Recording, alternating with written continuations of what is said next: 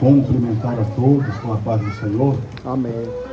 Glória a Deus. Estamos ouvindo maravilha. Eu quero aqui louvar a Deus, agradecer a Deus pela vida do irmão Dinho, né? Tem sido um canal de bênção. Me chamou para estar aqui nesta noite, trazendo uma palavra, e aprover da vontade de Deus, a gente está aqui para poder glorificar o nome do Senhor. Confesso que houve também uma barreira por causa da chuva de eu estar aqui, mas a gente tem que ter muito compromisso com a palavra, porque Deus está procurando pessoas que tenham compromisso com a palavra dele, com a obra dele. Eu estava de terno, de gravata, saí de casa, né? Aí eu cheguei até na casa do meu sogro, eu falei, não dá para ir mais, engrossou, vou ligar para ele, né? Ele veio cá pegar a gente aqui. Eu liguei pro Dino, foi lá e pegou. Aí o Hélio também, né? E a gente está aqui para poder glorificar, mas eu já pude sentir a presença de Deus aqui, né? Muito forte, né? Eu tenho uma palavra de Deus para os vossos corações. Louvar a Deus também pela vida da minha esposa que me acompanha. Onde que eu tenho ido, ela tem me acompanhado. Que Deus continue abençoando a sua vida de uma maneira especial. Esteja em oração, irmãos. Esteja em oração.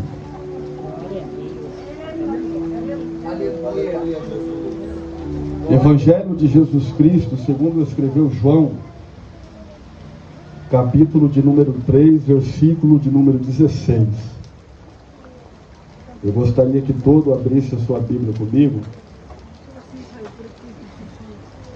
João, capítulo 3, versículo de número 16.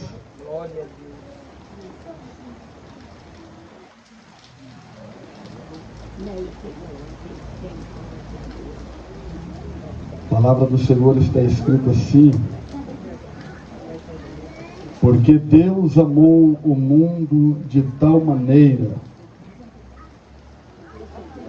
que deu o seu Filho unigênito, para que todo aquele que nele crê não pereça, mas tenha a vida eterna.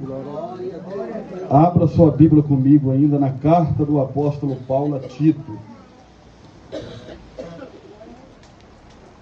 capítulo de número 2, e o versículo é o de número 11. Carta do apóstolo Paulo a Tito, capítulo 2, e o versículo de número 11. Somente o versículo de número 11. Diz assim: porque a graça de Deus se há manifestado, trazendo salvação a todos os homens. Carta de Paulo a Filemon, versículo de número 9.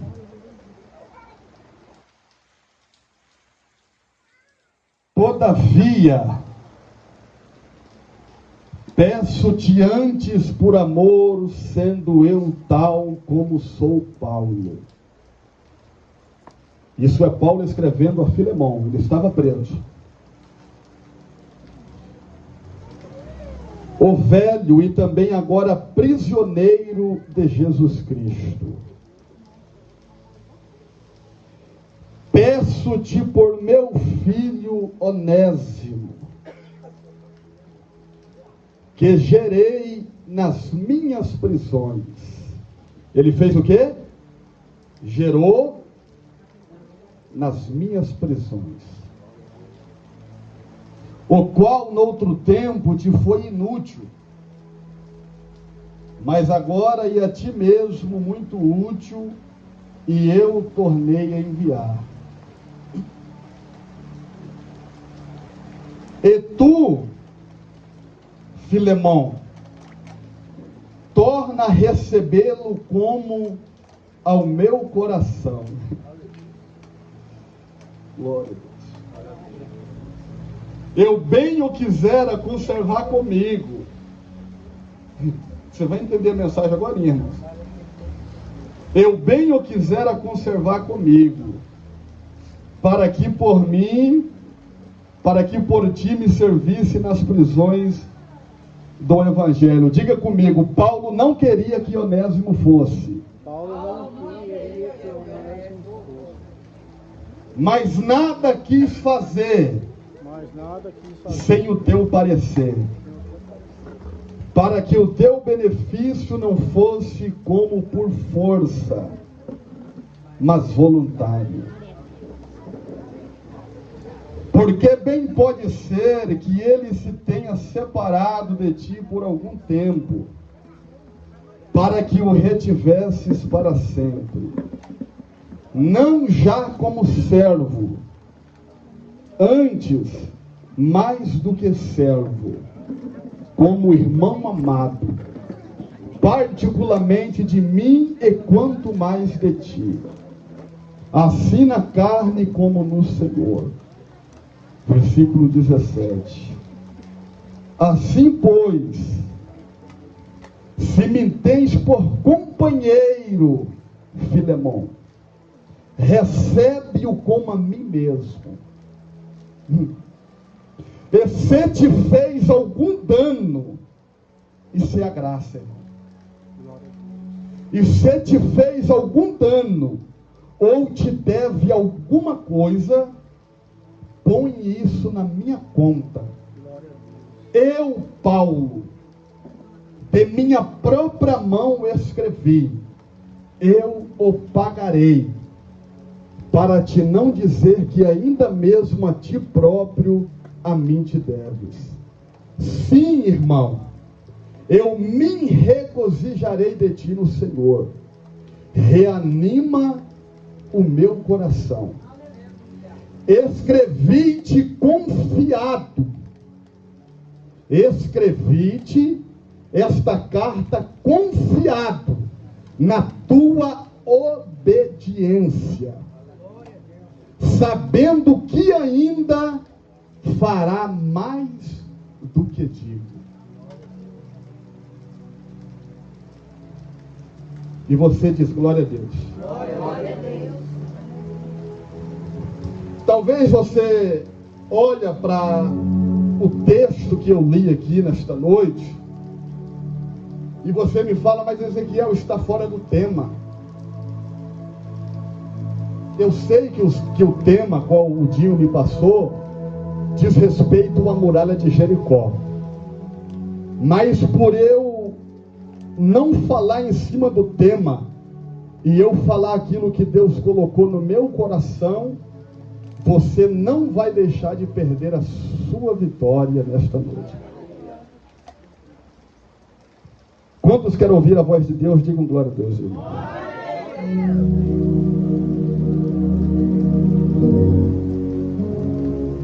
Deixa o fundo musical bem suave para mim, tá dando um favor.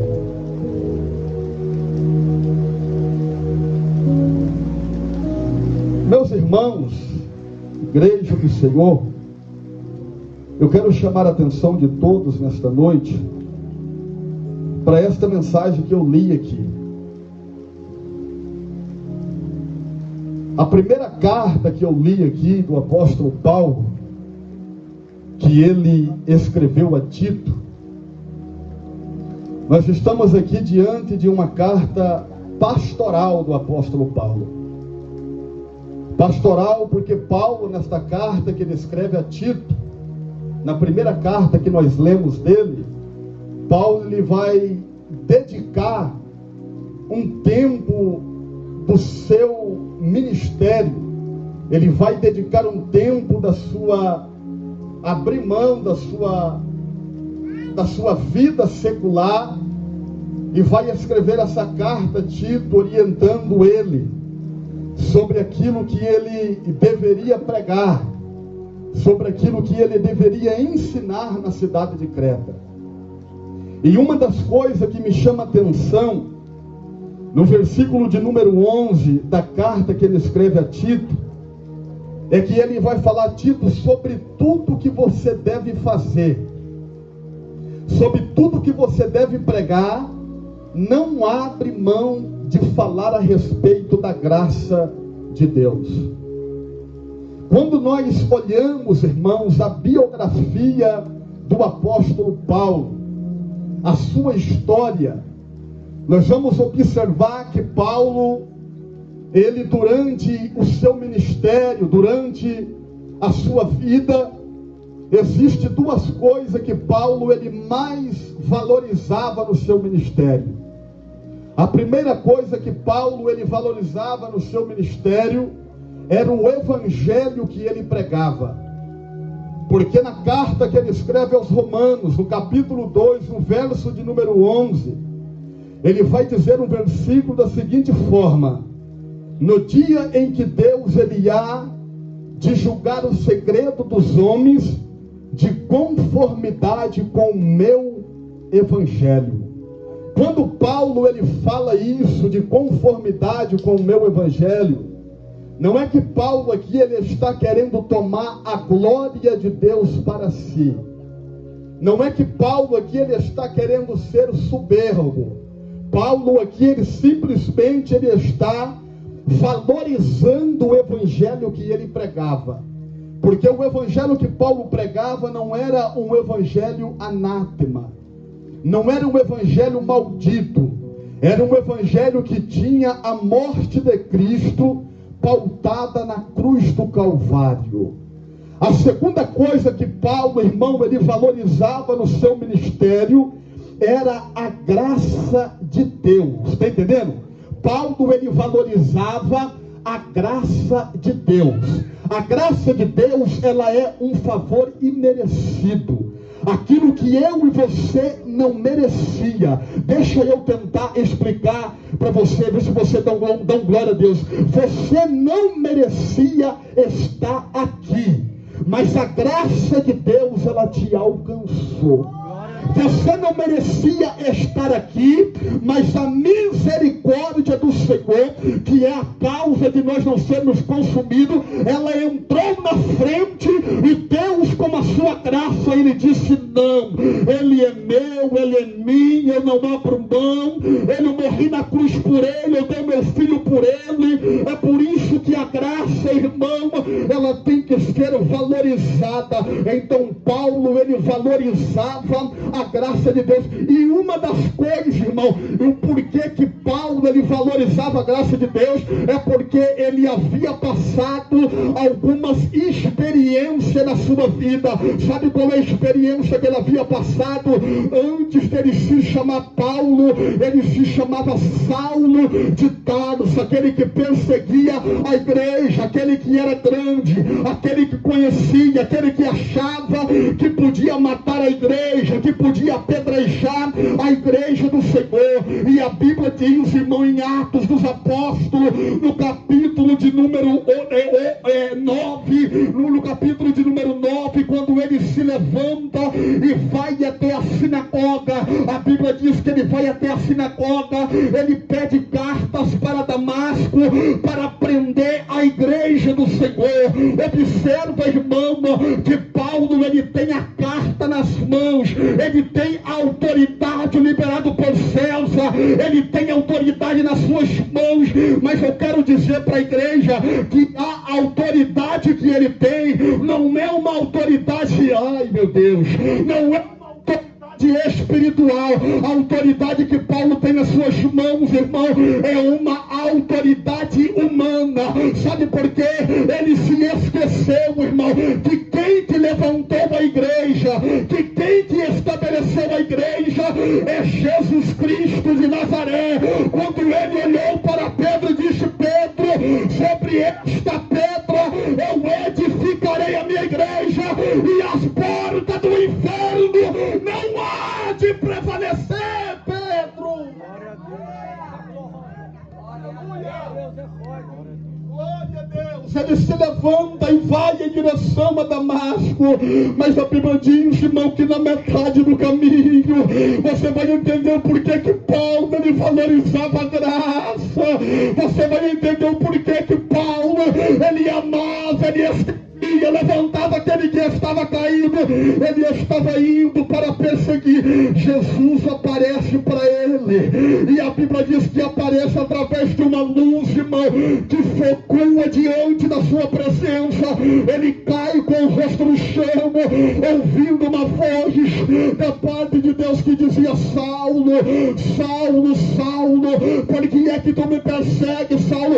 Tudo é para ti recalcitrar contra os meus aguilhões. Ele estava dizendo: olha, Saulo, quando você persegue a igreja, você está perseguindo a mim.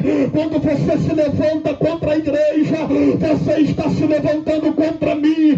E a Bíblia diz, irmão, que Jesus, ele não mata ele não destrói ele não vai arrancar Saulo da terra dos viventes, não.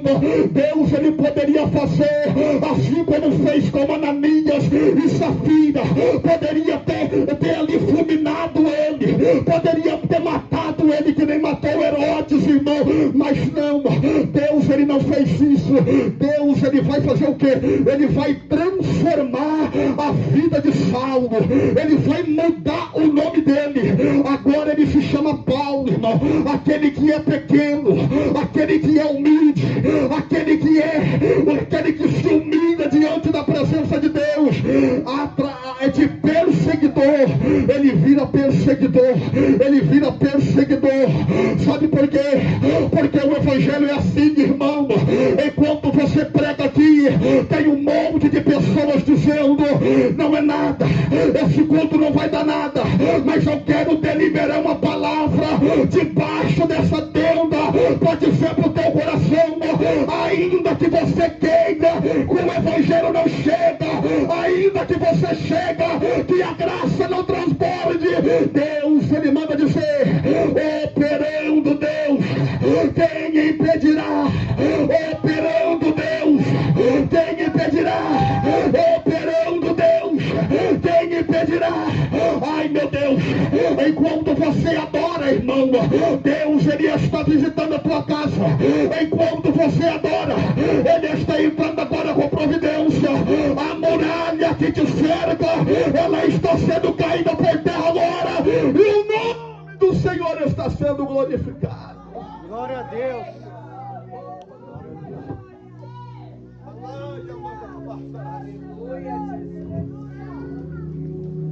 Tá, ele entra na cidade. Quando ele entra na cidade, ele vai ficar na casa de um certo cidadão, e ele fica ali 3 dias naquela casa. A Bíblia diz que ele já estava convertido,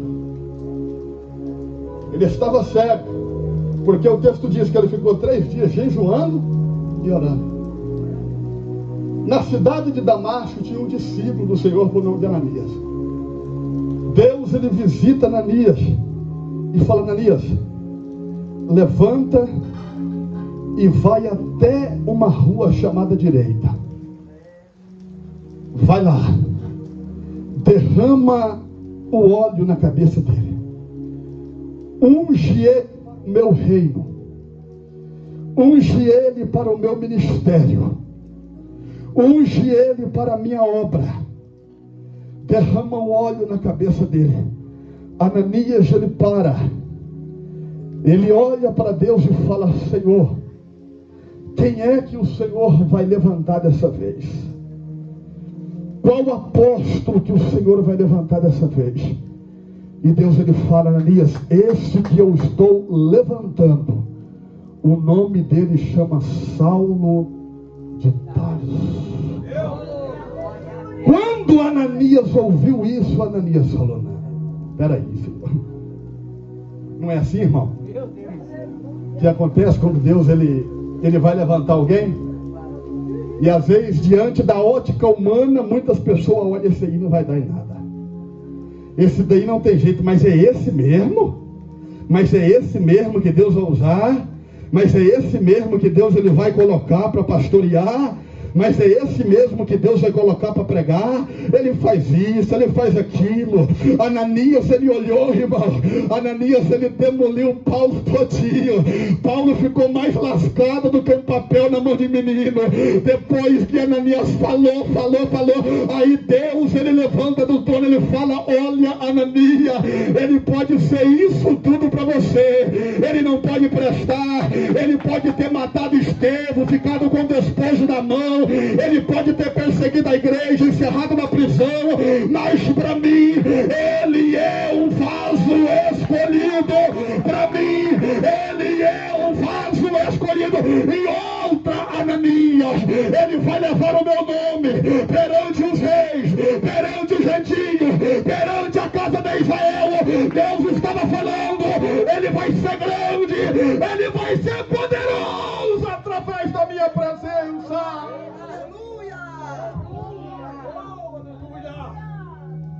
A graça de Deus, ela se revela na vida de Saulo. Está entendendo a mensagem? A graça de Deus, ela se revela na vida de Saulo. O primeiro texto que nós lemos no Evangelho de João, no capítulo 3, no verso 16, é conhecido como título de ouro do Novo Testamento. Porque nesse versículo está implícito o amor de Deus pela raça humana, né? Quando nós olhamos o capítulo 3, irmão, você vai observar que o capítulo 3, ele inicia-se com um diálogo que Nicodemos, ele teve com o Senhor Jesus. A Bíblia diz que Nicodemos, ele levanta à noite e vai ter com o Senhor. E quando Nicodemos, ele chega diante da presença de Cristo, quando Nicodemos, ele chega até a presença de Jesus de Nazaré, a graça revelada de Deus. É por isso que Paulo, ele fala, escrevendo a Tito, dizendo: porque a graça de Deus, ela se há revelada, trazendo salvação a todos os homens. Irmão, sabe, irmão, a graça de Deus, ela se revelou através da pessoa de Jesus Cristo de Nazaré. Quando se chega no versículo de número 16 do capítulo 3, quando João, ele disse: porque Deus, ele amou o mundo de uma tal maneira. Se nós formos olhar para dentro deste versículo com profundidade, se nós formos olhar para dentro deste versículo diante de uma forma teológica, você vai observar que dentro deste versículo do capítulo 3, do verso 16 de João, existe as 5 essências de Deus, irmão, através da pessoa de Jesus Cristo. Sabe qual é a primeira essência de Deus que o apóstolo João, ele vai revelar? Ele vai apresentar Jesus Cristo como um Deus pessoal. É por isso que a Bíblia diz: porque Deus, ele amou. Quando João, ele fala porque Deus, ele amou, João, ele está apresentando um Deus pessoal. Ele não está apresentando a Deus como estrela, como astro, como anão. Ele está apresentando a Deus como pessoal, como Deus que ama, como Deus que intercede, como Deus que levanta, como Deus que tem compaixão, como Deus que acode, como Deus que estendeu a graça. Glória a Deus. A segunda essência que João, ele vai apresentar no versículo de número 16, irmão, ele vai apresentar, irmão, a essência do amor de Deus, que todos nós somos alcançados, porque Deus, ele amou. A primeira essência, um Deus pessoal. A segunda essência, nós somos alcançados por esse amor tremendo, irmão. Você não foi alcançado por mérito seu, você não foi alcançado por causa de fulano, ciclano, não. Você foi alcançado por causa de Deus. A graça dele que te alcançou. Aleluia. Glória a Deus. A terceira essência do cristianismo no Evangelho de João Jesus Cristo é o Filho de Deus. Jesus Cristo é o Filho de Deus. Primeiro, porque Deus amou, Deus pessoal, o mundo de tal maneira, nós somos alvo desse amor, e deu o seu Filho unigênito. Jesus Cristo é Deus. Jesus Cristo é Deus. Diante desta terceira essência, que Jesus Cristo é Deus, João ele vai apresentar um Cristo que foi gerado dentro do Pai. Jesus Cristo ele não foi criado, irmão, como Deus ele criou o homem lá no jardim do Éden, não. Criação é um verbo asa, é você fazer de algo que já existe. Deus ele fez o homem do pó da terra e soprou nele o espírito de vida. Deus ele fez você de algo que já existia. Agora Jesus não, irmão Hélio. Jesus ele foi gerado dentro do Pai, entendeu? Ele foi gerado de dentro da essência dele. Deus não usou matéria-prima, não usou nada palpável para fazer nada, porque Jesus Cristo é Deus. Ele é Deus encarnado. É por isso que a Bíblia diz: e ele entregou a sua vida em resgate de muitos. Glória a Deus. Aleluia.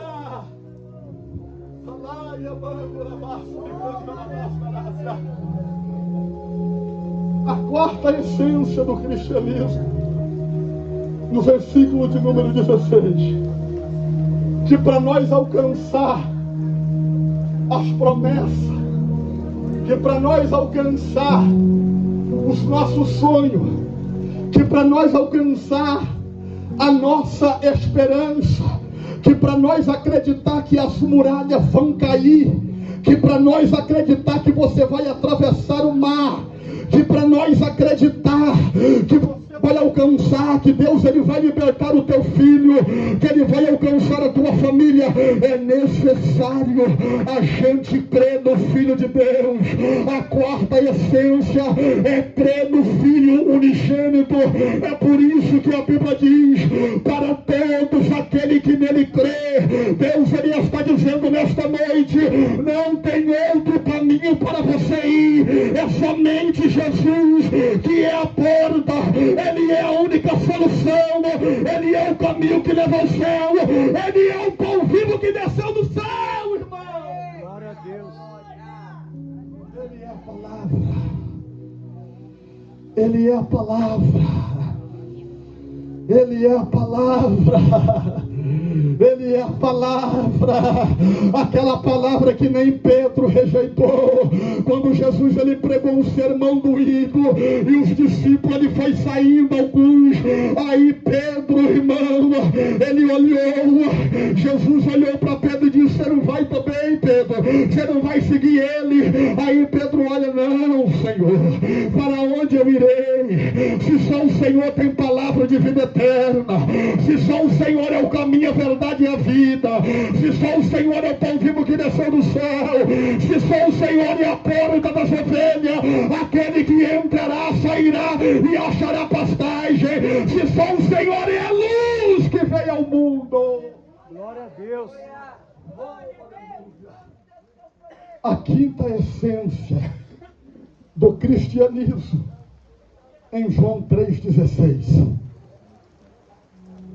para que nós tenhamos vida eterna. Vou repetir: para que nós tenhamos vida eterna. Quando João ele usa aqui a expressão vida eterna, João ele está fazendo um paradoxo com o infinito. O infinito ele tem começo e não tem fim. A eternidade, o eterno, melhor dizendo, ele não tem começo e não tem fim. João ele estava dizendo, ou Jesus estava dizendo para Nicodemos: Nicodemos, para você ter vida eterna, para você ter uma transformação de vida, na mente, no caráter, na personalidade, no comportamental, é necessário que você tenha a vida eterna. Vida eterna está falando de uma vida com Deus, irmão, de você olhar para o mundo e não querer andar como o mundo anda. Você se lembra de Daniel dentro da Babilônia. Daniel, ele estava dentro da Babilônia, mas a Babilônia não estava dentro dele. José estava dentro do Egito, foi jogado na prisão, se tornou governador, mas não porque ele era do Egito. Ele estava no Egito, mas o Egito não estava dentro dele. Deus estava falando para Nicodemos: Nicodemos, é necessário que você tenha uma vida eterna. Eterna está falando, irmão, de uma vida santificada, de uma vida ampla diante da presença de Cristo. Porque sem a santificação ninguém verá o Senhor. Agora eu quero voltar no texto. Meu tempo já foi, já é 10 horas. Eu quero voltar no texto, lá onde eu li, na carta de Paulo a Filemão, para me poder encerrar. Você observa que nesta carta que Paulo escreve a Filemão, irmão, você vai observar que esta carta, ela é uma carta de intercessão por alguém, pastor João Batista, que sabia, que conhecia, que praticava a graça de Deus. Entendendo? Uma pessoa que entende, irmão, e valoriza e sabe o que é a graça de Deus, ele consegue estender a mão. Isso aqui é muito forte. Ele consegue levantar aquele que está caído. Você vai entender agora que lá abaixo ele cantará. Ele consegue estender, consegue levantar aquele que está rejeitado perante a sociedade. Se você for ler a carta que Paulo escreveu a Filemão, você vai observar, irmão, que Filemão, irmão, ele tinha um servo na sua casa, que servia a mesa dentro da casa dele, que servia o jantar, que servia o almoço. Onésimo, ele era servo de Filemão, ele ajudava Filemão, ele ensinava Filemão, mas houve uma falha da parte de Onésimo.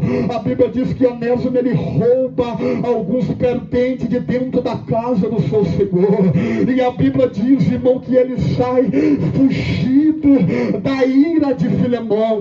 A história diz que quando Onésimo fugiu, irmão, Filemão, ele ficou muito irado, ele ficou bravo, ele ficou irado com Onésimo, mas a Bíblia diz que Onésimo, ele fugiu. E sabe para onde que ele foi? Ele foi para dentro da prisão, na onde estava Paulo, o maior missionário do Novo Testamento, aquele que sabia o que era graça, irmão. Sabe para onde que Onésimo ele foi? Ele foi para um lugar certo, ele foi para uma pessoa que valorizava, que estendia. O que me chama a atenção é que quando Onésimo ele chega diante da presença de Paulo, ele faz, irmão, uma retrospectiva na vida dele, pergunta: creio eu, a Bíblia não diz. Paulo, ele fala: da onde tu és, da onde você é, da onde você veio. Aí ele fala: oh Paulo, eu sei quem você é, Paulo, eu sei quem você é, eu sei quem és tu, eu sou servo de Filemão, eu roubei a casa dele, eu fugi dele. Aí Paulo agora ele vai interceder, ele vai levantar Onésimo de novo. Olha só, irmão, o que Paulo ele disse no versículo 10 da carta a Filemão, quando ele intercede por ele, dizendo: olha, peço-te por meu filho Onésimo, que gerei nas, oh meu Deus, que gerei nas minhas prisões. A palavra gerar aqui é passar pelo renascimento. A palavra que gerar é passar por uma conversão, é passar por uma nova transformação de alguém que estava ajudando ele. Onésimo, ele foi gerado, irmão, dentro da prisão pelo apóstolo Paulo. Por quê? Porque Paulo, ele valorizava, ele sabia o que era a graça de Deus, ele sabia o que era a misericórdia do Senhor, ele sabia, irmão. Mas não para por aqui. A Bíblia diz, irmão, que após a transformação que Onésimo ele teve dentro da prisão, Paulo ele vai dizer no versículo 13: olha, Onésimo, eu bem quisera conservar comigo na prisão do Evangelho. Paulo estava dizendo para Filemão: olha, eu queria que ele ficasse aqui, eu queria que ele ficasse comigo na prisão, eu queria que ele fosse meu discípulo aqui dentro da prisão, Filemão, mas eu não quero fazer isso. Filemão, ele era o discípulo, irmão, de Paulo, que habitava na cidade de Colossos. Ele morava na cidade de Colossos. A história diz que Filemão, ele recebia os missionários dentro da tua casa, e Paulo foi um dos missionários que foi recebido dentro da casa de Filemão. Aí quando ele está escrevendo esta carta, irmão, ai meu Deus, aleluia, no versículo de número 17 ele diz assim: pois, Filemão, se me tens por companheiro, recebe-o como a mim mesmo. E se te fez algum dano, se te fez alguma coisa, põe na minha conta, põe na minha conta, põe na minha conta. Deus, ele está dizendo para alguém aqui: ponha as tuas necessidades na conta de Deus, ponha as tuas dificuldades na conta de Deus, ponha os teus problemas na conta de Deus. Quando você deposita na conta dele, Deus, ele cuida de ti, ele vela por ti, ele protege ti, ele guarda a tua vida. Glória a Deus. Oh, aleluia.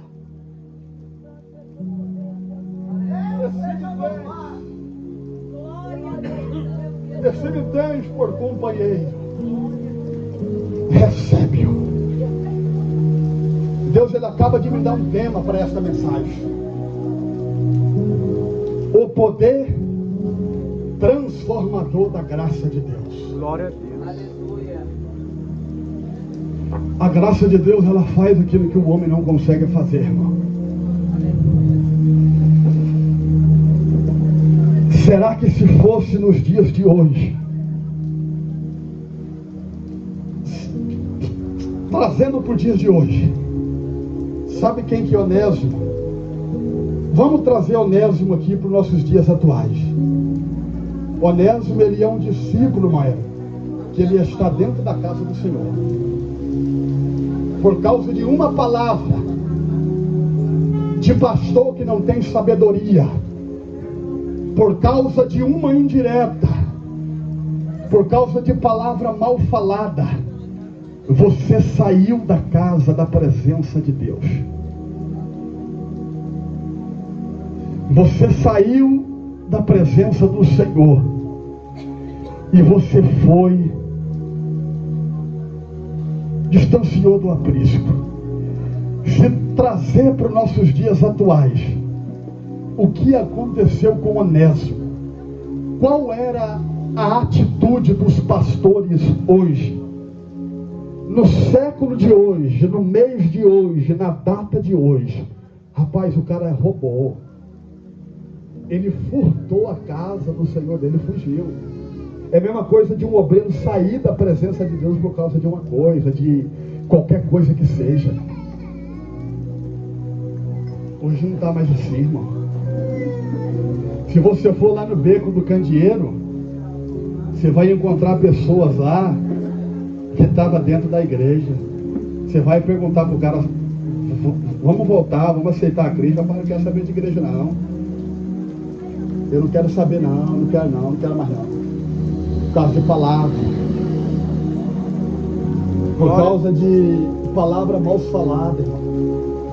A palavra, ela dói mais que um tapa. Tem palavra que ela dói mais do que um burro. Porque ela desce, penetra até a divisão da alma. Tem pessoas que estão agora fumando pedra de crack. Lá no beco do candeeiro, lá na praça.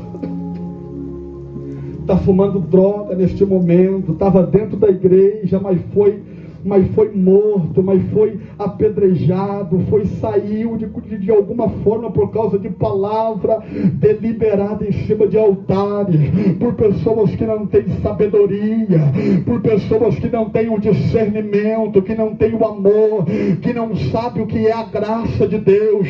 Eu valorizo aquele irmão que está ali, o irmão Hélio, porque o tempo que eu estava passando de dificuldade, eu estava sendo apedrejado dentro da igreja, na onde eu congrego, mas a única pessoa que foi na minha casa orar comigo, chamou eu para orar na casa dele, levantar campanha, foi ele aqui, irmão. É diante de uma situação dessa que a gente sabe quem é amigo, quem é parceiro, quem é homem de Deus de verdade.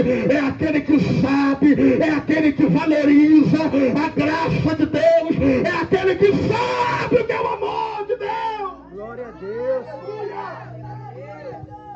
Deus, ele não quer saber do defeito que você tem, não, irmão.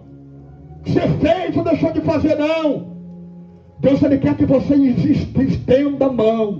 Deus, ele quer que quando você sair depois de um culto desse daqui, você olha para um drogado, para uma prostituta. O irmão, ele mencionou aqui a prostituta Raabe. Quem olhava para ela não dava nada, mas dentro do interior dela, ela dizia: eu quero conhecer alguém que é de Deus, eu não quero ficar dentro desta cidade. E quando ela observou aqueles espias que era servo de Deus, ela guardou, ela protegeu, porque ela sabia que a graça haveria de manifestar na vida dela. Glória a Deus. Oh, aleluia. Levanta de pé, por gentileza.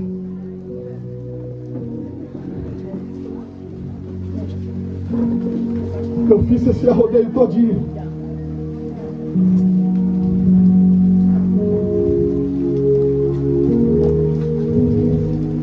Eu fiz esse arrodeio todinho para dizer para você que a graça de Deus é maior.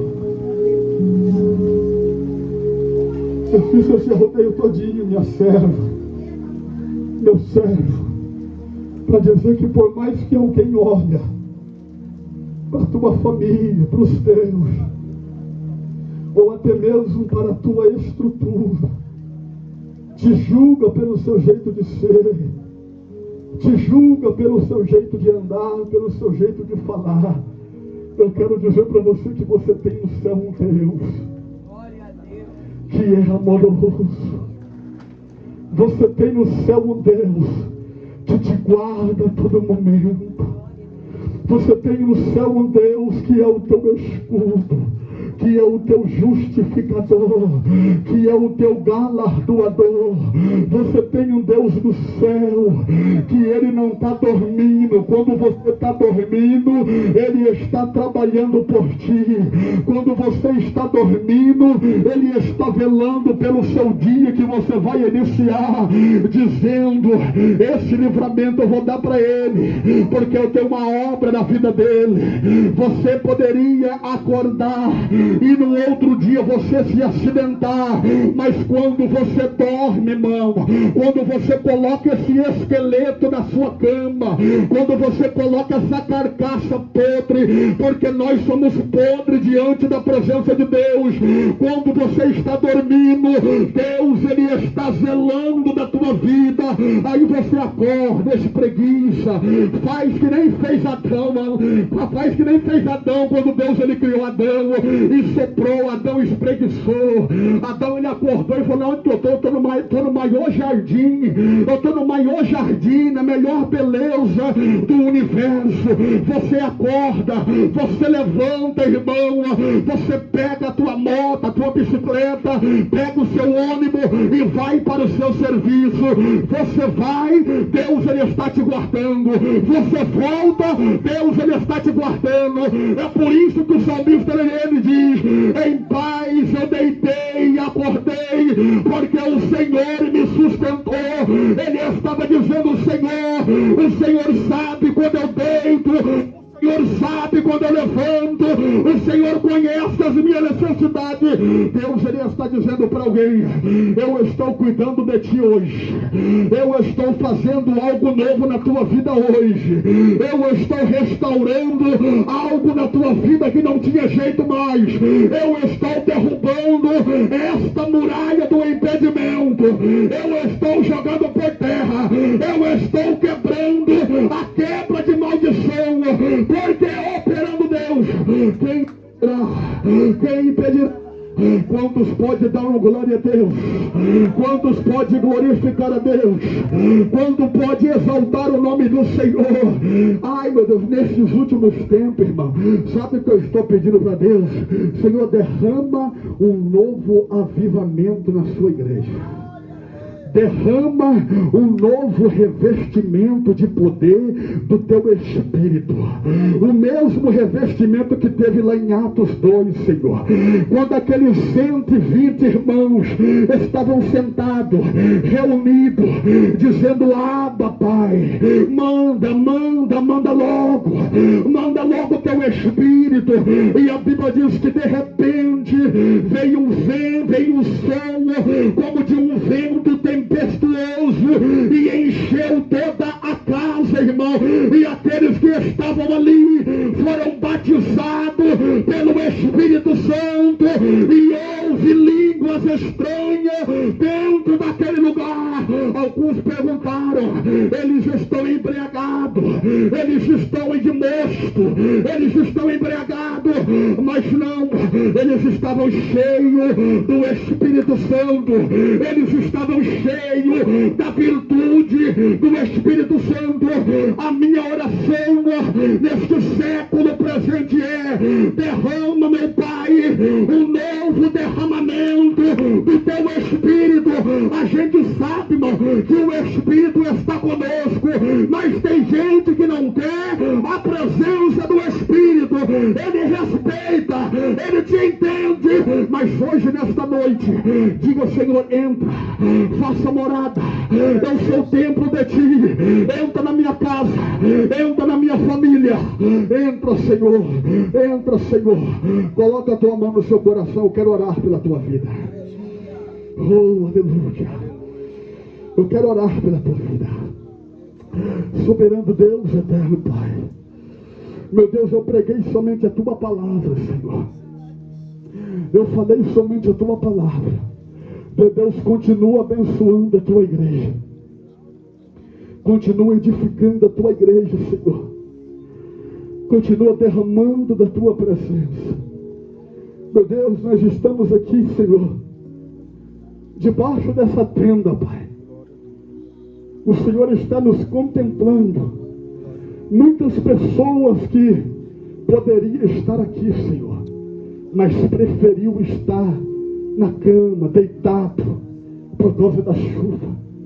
Mas nós estamos aqui como uns 120 dentro do cenáculo, Senhor, pedindo mais e mais da tua presença.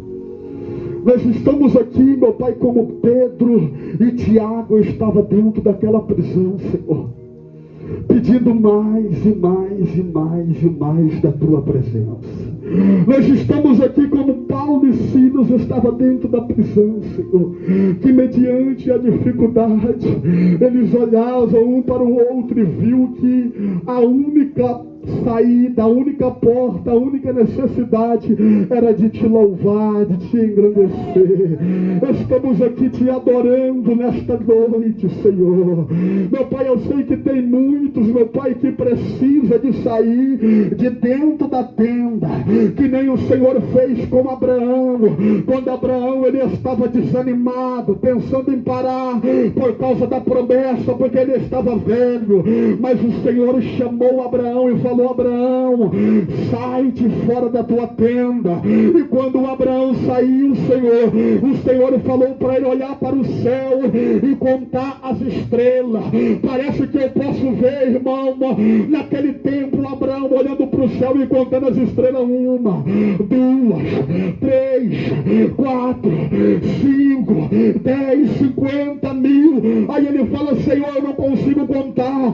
Aí Deus ele fala: assim será o tamanho da promessa que eu tenho na tua vida.